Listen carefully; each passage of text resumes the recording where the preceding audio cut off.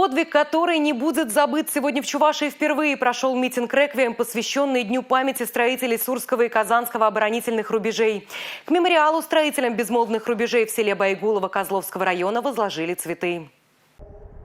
В год, посвященный трудовому подвигу строителей Сурского и Казанского оборонительных рубежей, было проделано много работы. Восстанавливали исторические факты, собирали воспоминания от тружеников тыла, открыли первый в стране мемориал, посвященный их подвигу. 28 октября, именно в этот день, 81 год назад, и началось строительство тех самых безмолвных рубежей. Начиная с 2020 года вообще в республике проведен целый ряд мероприятий. Каждый театр, каждое театрально-концертное учреждение приняли участие, подготовили различные программы и спектакли.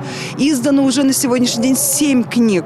Сегодня к вечному огню были возложены сотни цветов. В этой церемонии приняли участие кадеты Чувашского кадетского корпуса имени Кочетова и ребята из Байгуловской школы, которые в течение этой недели несли почетный караул на посту номер 1. Одновременно не останавливалась работа заводов, не останавливалась работа на полях.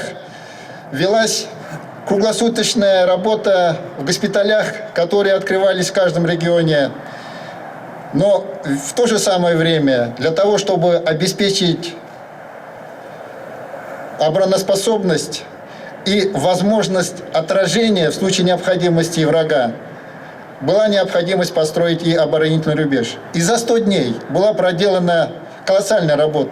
Рубежи проходили через Татарстан, Ульяновск, Мордовию, Пензу и Мариэл. Сегодня мемориал в Байгулово посетил глава Мариэл Юрий Зайцев. Для меня большая честь сегодня присутствовать на этом торжественном мероприятии и вместе с вами отдать дань памяти тем труженикам тыла, которые внесли огромный вклад в нашу великую победу, которые совместно с нашей армией ковали ее здесь, в тылу, не щадя ни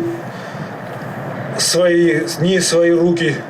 И вот, как было правильно сказано, минус 40 все равно трудились на благо обороноспособности и защиты нашей Родины. В завершении памятного мероприятия глава Чувашии анонсировал межрегиональный патриотический марафон, который будет передавать историю тех непростых времен и подвиг людей и молодежи. Инесса Потапова, Анна Центовская, Дмитрий Макаров, Республика.